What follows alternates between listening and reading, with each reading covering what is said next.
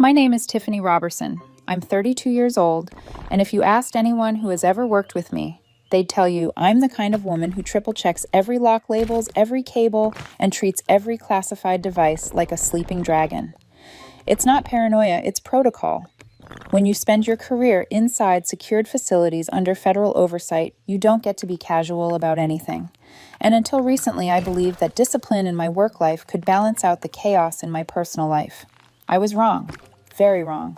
Before I get to the night everything collapsed, there are two things you need to know about me. First, I'm a senior cybersecurity consultant working under a contract with the Department of Defense. My career isn't just a job, it's the result of years of background checks, 3 polygraphs, and a clearance process so invasive it reached back to my elementary school teachers. One misstep, one deviation from protocol, and everything I've built would evaporate. Second, I was dating Oliver. Oliver had once been the kind of man who seemed charming in a slightly reckless way, intense, passionate, quick to express feelings. But those same qualities had slowly curdled into something darker. Jealousy wasn't an emotion for Oliver. It was a hobby. Suspicion was his second language. And insecurity, that was his religion. For the first year of our relationship, things felt normal enough. But somewhere around month 18, cracks began forming, and by year 2, those cracks had become trenches. Oliver's paranoia didn't just grow, it metastasized. It started small. Why didn't you answer my text right away? Why did you stay late at work again? Who's that messaging you on Teams? But soon it escalated into accusations that seemed to spring from a bottomless well of distrust. You're avoiding me. You're lying to me. You're seeing someone at work. I know you are. And then came the obsession. Oliver became fixated on the idea that I had a work husband, a senior analyst named Lena. Lena is 54 years old, married, and spends most of her time crocheting tiny hats for her cats. But to Oliver, she was apparently my secret lover and the reason I stayed late in the office. This should have been funny. It wasn't. Because Oliver wasn't joking. He wasn't teasing. He was dead serious. And the worst part, despite all of this, I stayed. I made excuses for him. I told myself he was just stressed, just insecure, just struggling. Because when you're with someone long enough, you start believing the diluted version of reality they feed you one tiny sip at a time until your instinct for danger gets quieter and quieter. The week leading up to the incident was already pushing both boundaries of exhaustion and patience. I had an upcoming mandatory compliance audit in Washington, D.C. 3 full days spent in conference rooms with federal auditors, reviewing every patch, every safeguard, every security protocol from the past fiscal year.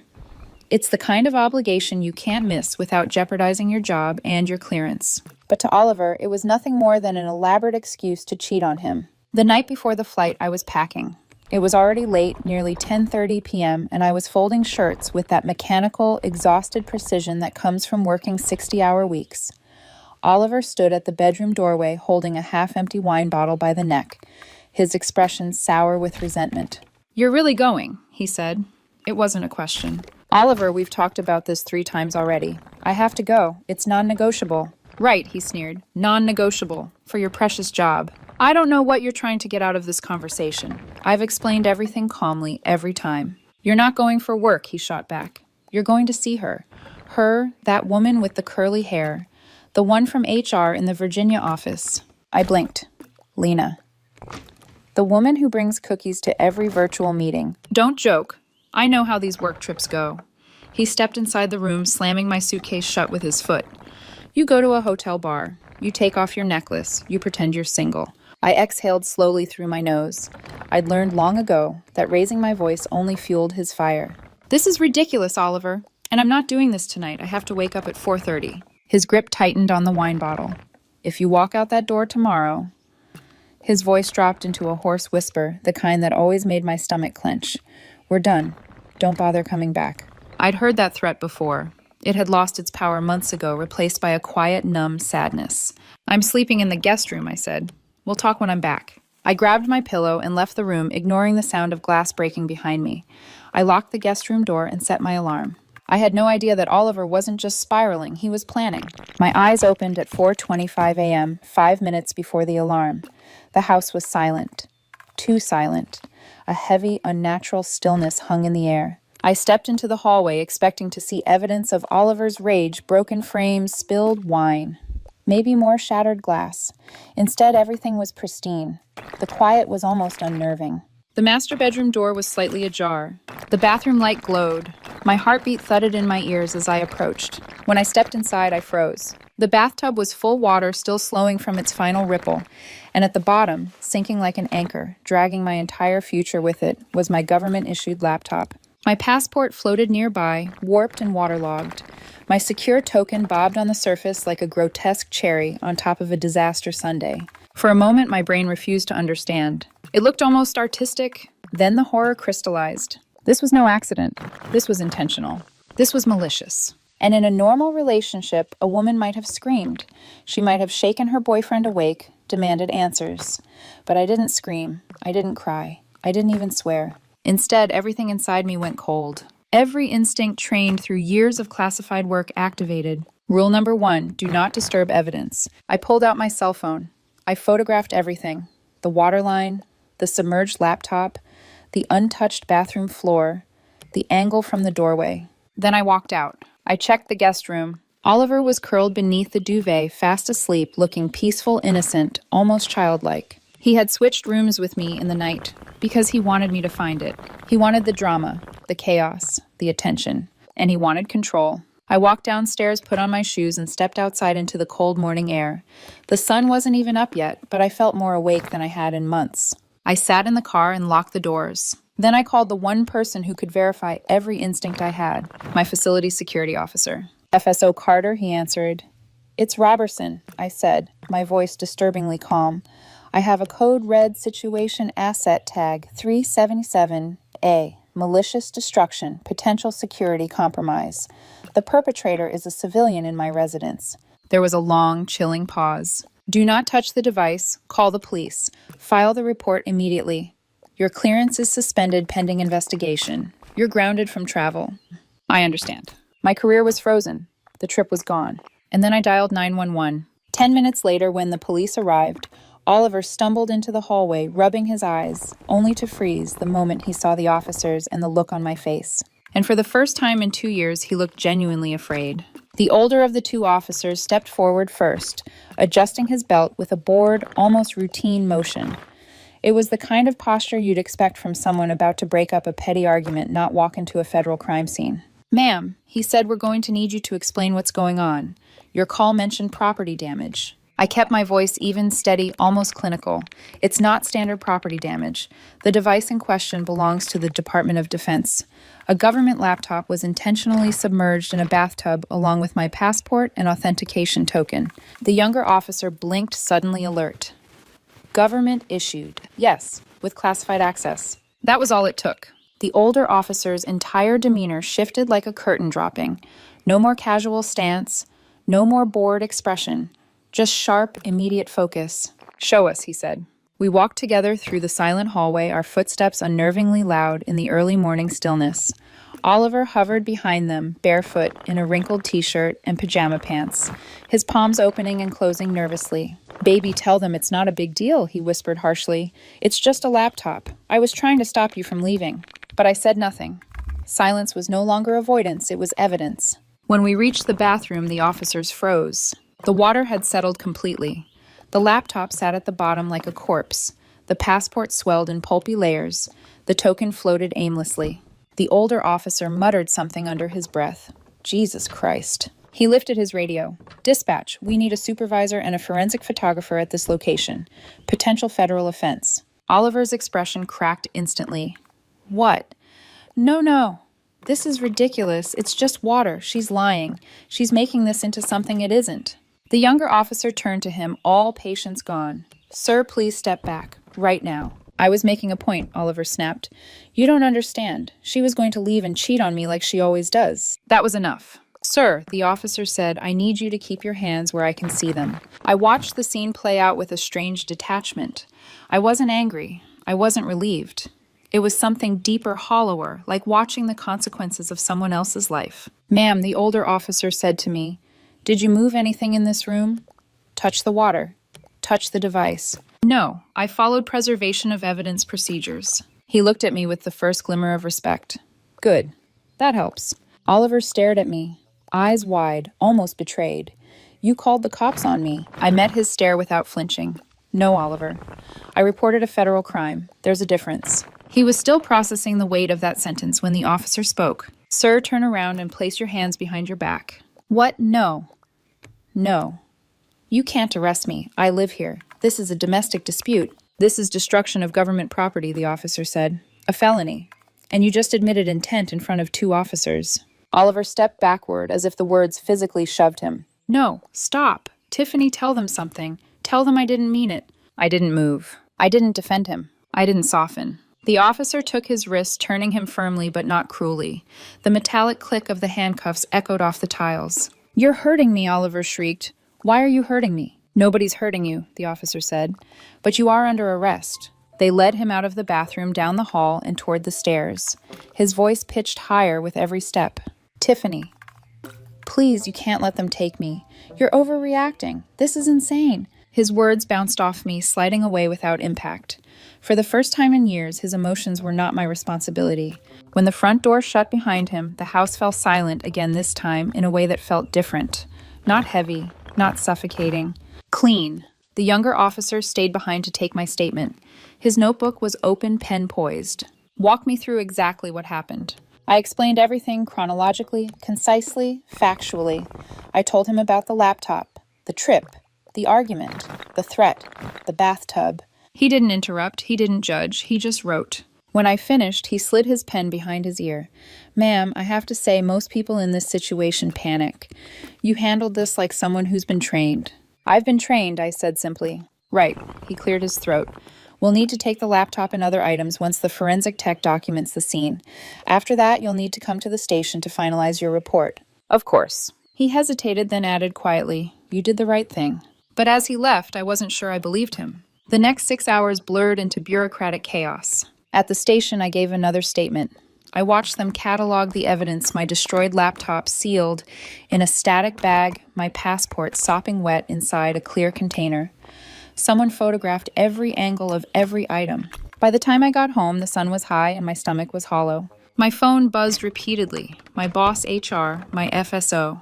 Each message carried the same heavy weight. Your clearance is suspended pending investigation. You are not permitted to travel. You are not permitted to work. I sat at the kitchen island staring blankly at the wall.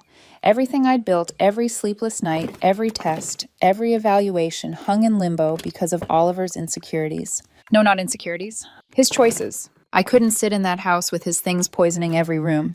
So I pulled a box of heavy-duty trash bags from the pantry, marched upstairs, and began packing his belongings. Not gently, not respectfully, efficiently, ruthlessly. Clothes, electronics, shoes, it all went into bags.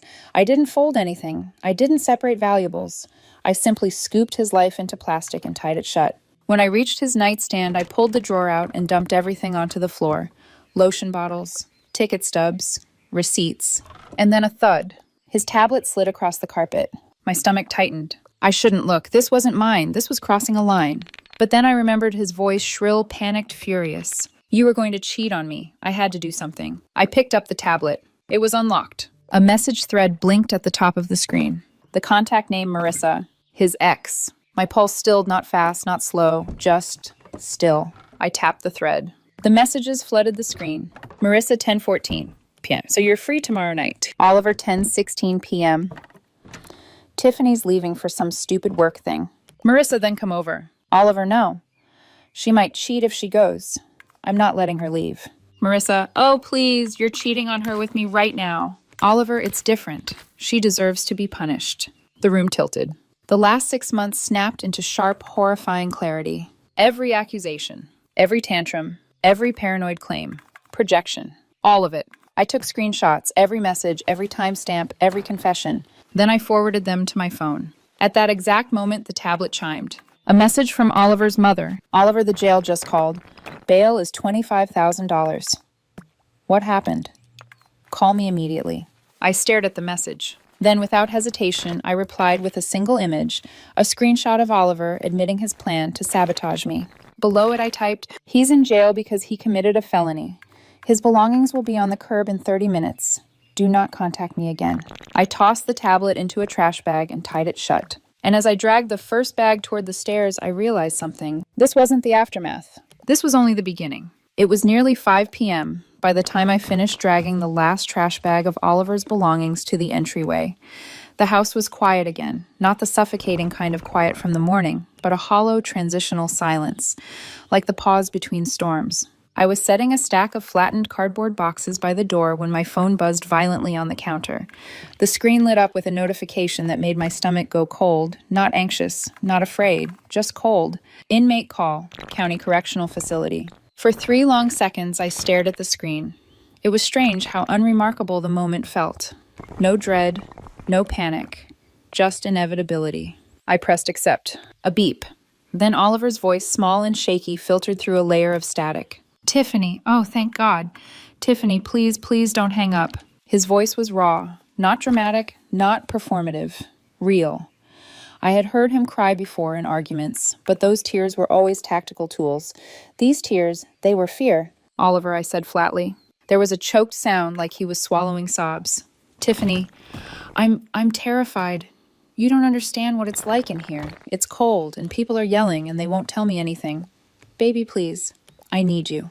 The old version of me, the one who had spent months cushioning his spirals, might have softened. But that Tiffany was gone. You have 3 minutes, I said. A sound of desperation ripped through the line. Okay. Listen. My mom talked to a lawyer. He said the DA might drop everything if you say it was a misunderstanding. All you have to do is tell them the laptop thing wasn't intentional. Say it was an accident. I almost laughed. Not because it was funny, because it was absurd. Oliver, I said, I can't. Yes, you can. His voice cracked into panic. Just tell them it was a stupid fight. Tell them I slipped or tripped or... God, I don't know. Tell them anything. I am not the victim, I said. Silence, heavy, absolute. What he whispered. I am not the victim, I repeated. The United States government is the victim. The laptop doesn't belong to me. The software doesn't belong to me. I can't drop federal charges. That's not how this works. The static filled with the sound of his rapid breathing. But you love me. Something inside me finally snapped, not explosively but cleanly. A quiet break. No, Oliver, I cared about you, but what you call love is just possession wrapped in fear. Don't say that, he hissed. Don't say that like I'm crazy. I'm not crazy. You were going to leave. You were going to cheat. All I wanted was to keep you home long enough to talk. And you thought ruining my career was the answer? His breathing hitched. I wasn't thinking straight. I was scared. Scared because of what you were doing, I said. Silence again. Different this time. What do you mean, he stammered. I picked up his tablet from the counter, the one I had thrown in the trash bag earlier. I slid it onto the surface just loud enough for him to hear the scrape. Your tablet unlocked itself when it fell. I saw your messages. With Marissa. Nothing. No breathing. Not even static. Just dead air. You weren't afraid I'd cheat because I gave you a reason I continued. You were afraid because you were cheating, and you projected all of that onto me. His voice came back small and broken. Tiffany. No, it wasn't like that. I opened the screenshot album. You wrote, and I quote, "She deserves to be punished." That was just God. I don't know. It was nothing. It didn't mean anything. Did it mean nothing when you told her you'd come over after I left for my trip? I asked. Tiffany, please, he whispered. I was lonely. You work all the time. You never have time for me.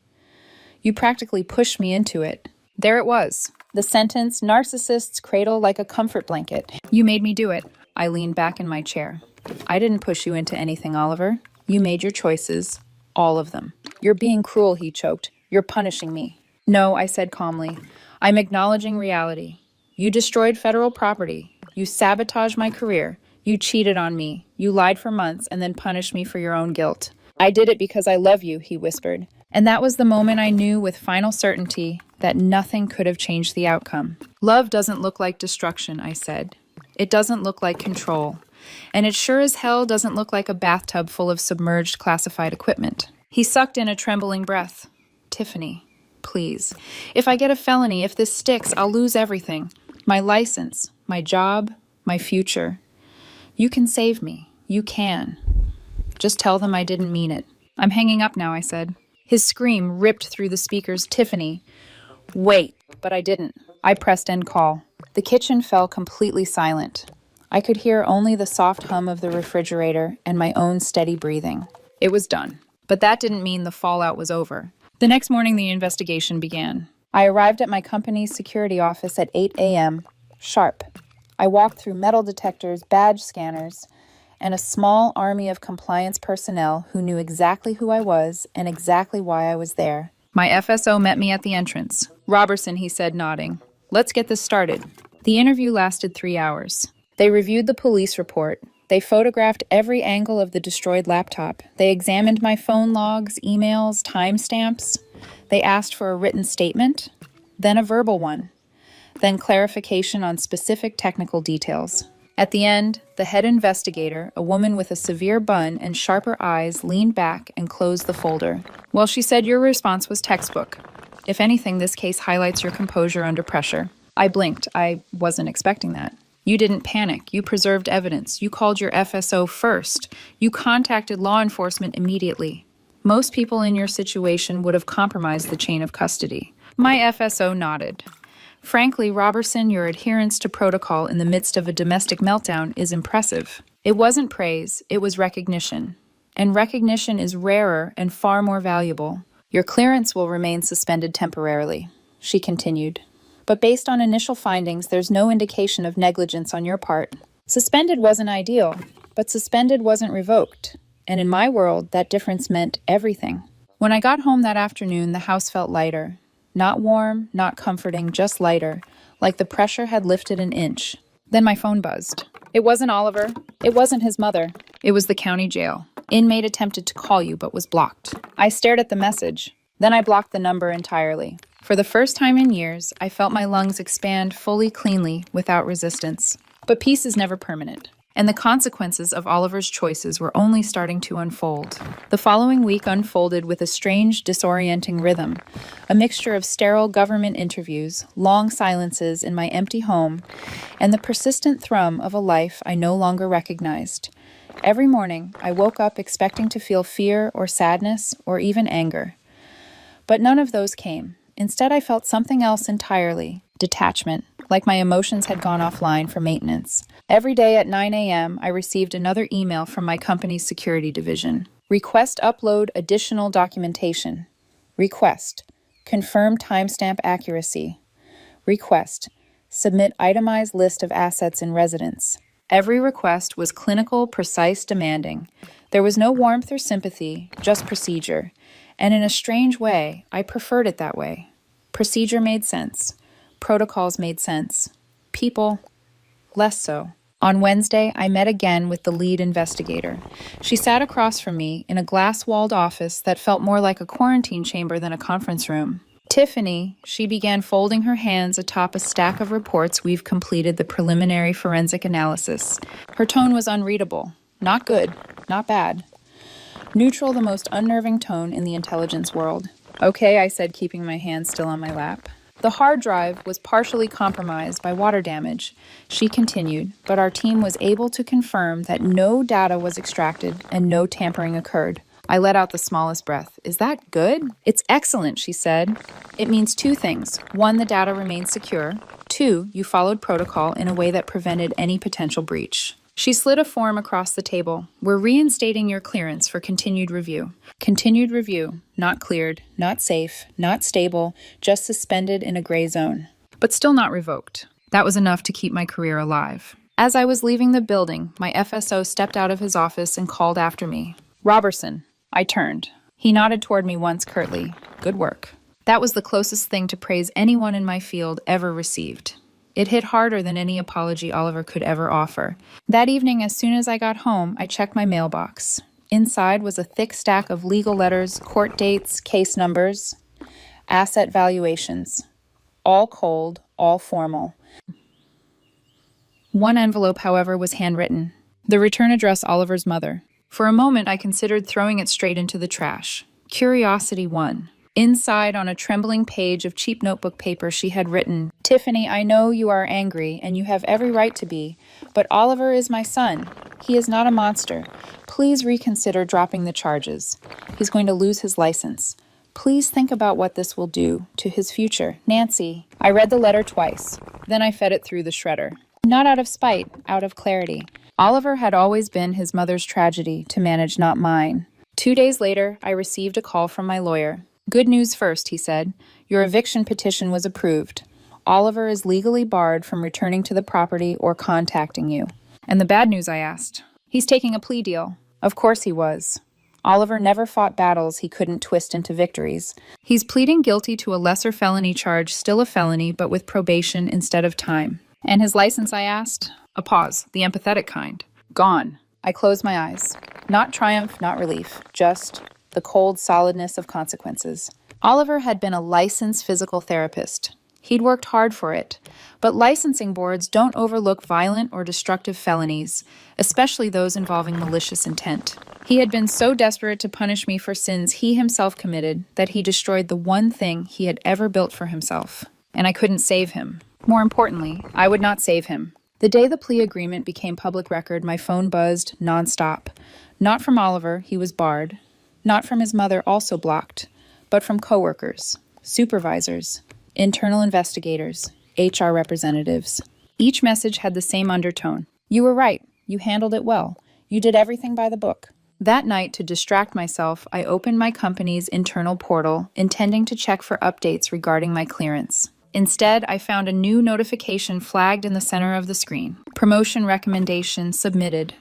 Lead systems architect, pending approval. I stared at it for a long moment, blinking slowly, letting the words settle. Me, lead architect. A position I had quietly aimed for over years, but never dared to assume. It felt surreal to realize that the same disaster Oliver had intended to weaponize against me had exposed the very strength my company valued most. Composure, integrity, protocol over panic. And that, ironically, was what had saved my career. A week later, my life finally exhaled. My clearance was formally reinstated. My promotion was approved.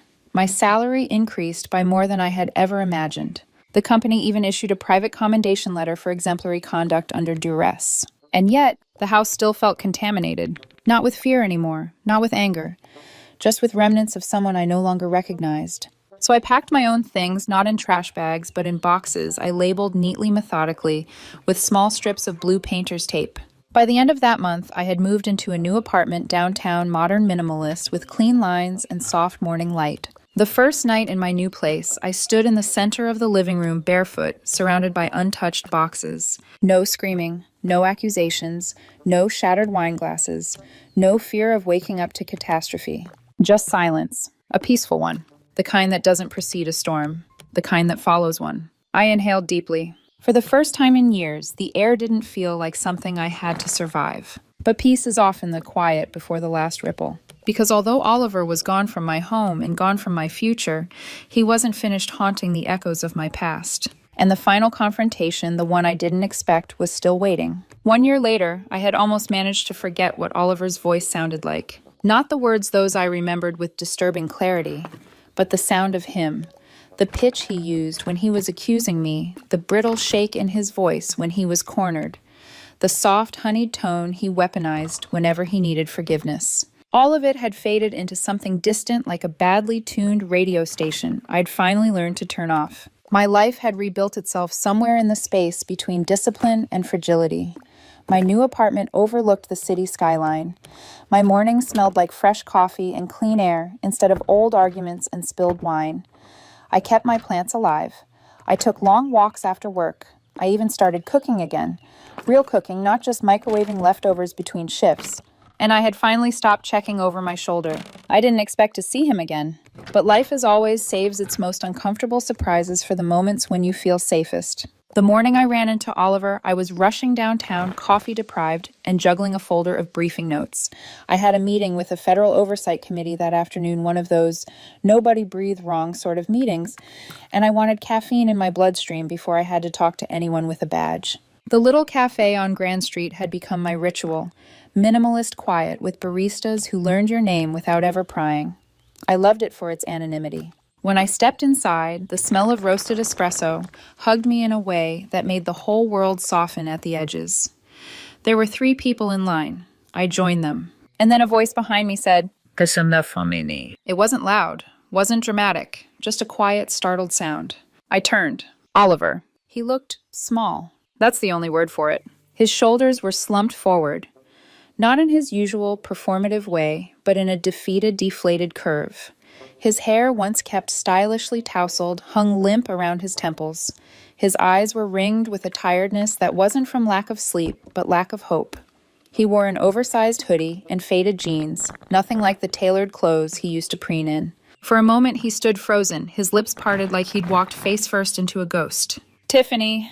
"Wow," he said, voice trembling. "I didn't know you lived down here." "I do now," I replied, my tone neutral. He swallowed hard. You look good." And for the first time in our entire history, I felt nothing. No anger, no nostalgia, no longing, just nothing. "I'm working at the retail store around the corner," he said, gesturing vaguely toward the street. "Stocking shelves. It's not glamorous, but it's a job." He laughed softly, bitterly. "If anyone will hire you with a felony on your record anyway." He paused, waiting for sympathy. I didn't offer any. He shifted uncomfortably. "I heard you got promoted." "I did." "That's good. That's great." He tried to smile, but it wobbled. "I knew you'd land on your feet. You always do." A silence stretched between us, not tense, but final. Oliver rubbed the back of his neck. "Look, Tiffany, about everything that happened, He exhaled shakily. "You ruined my life." The words didn't sting. They didn't even surprise me. I tilted my head slightly. "No, Oliver, I didn't ruin your life. You did that all by yourself." His jaw tightened. "You could have told the cops it was an accident." "You confessed," I reminded him. "They would have listened to you." "I reported a crime," I said calmly. "I didn't create it." His face pinched. "You could have forgiven me." "No, Oliver. I could have ignored the truth, which is exactly what you wanted." He blinked rapidly, eyes glassy, but furious. "You just threw me away." "That's not what happened," I said. "You tried to destroy me. You tried to destroy my career, my freedom, my sanity. And when it backfired, you expected me to shield you from the consequences." I paused. "That's not love. That's entitlement." His breath shook. I miss you." His voice cracked on the last word, and he looked up at me with the same pleading expression he used to wear after every fight, every tantrum, every manipulation. The difference now, it didn't work. At all. "I don't miss you," I said gently. Not cruel, not triumphant, just honest. Oliver blinked hard. A tear slipped down his cheek. He didn't wipe it. I thought maybe one day we could talk, maybe fix things. There's nothing left to fix." It wasn't a knife, it was a door closing. A door that should have closed a long time ago. My coffee order was called. I picked it up and turned back to him. "Good luck, Oliver," I said, "for what it's worth." That kindness, not forgiveness, but the acknowledgement of his humanity, seemed to break something in him. His face crumpled. He nodded weakly. "You too," he whispered. And just like that, our story ended not with screaming or drama or tears on a jailhouse floor, with a simple goodbye between two people who had finally stopped pretending. Outside, the sunlight hit the sidewalk like gold. I sipped my coffee, letting the warmth spread through my chest. The city hummed around me, full of life, full of strangers, full of new possible futures. My phone buzzed in my pocket. A message from Lisa, the HR woman. Oliver had always accused me of cheating with who was in reality a happily married grandmother who collected cat figurines. Lisa HR clearance review finalized. Status fully adjudicated. "Congrats, Tiffany. You deserve this." I smiled, a full genuine smile. Not because of the message, but because of what it meant. I had survived a war I never signed up for. I had rebuilt myself. And for the first time in a very long time, I was free. I slipped my phone back into my pocket, stepped into the flow of pedestrians, and let the city carry me forward. Into something better, into something mine, into something peaceful.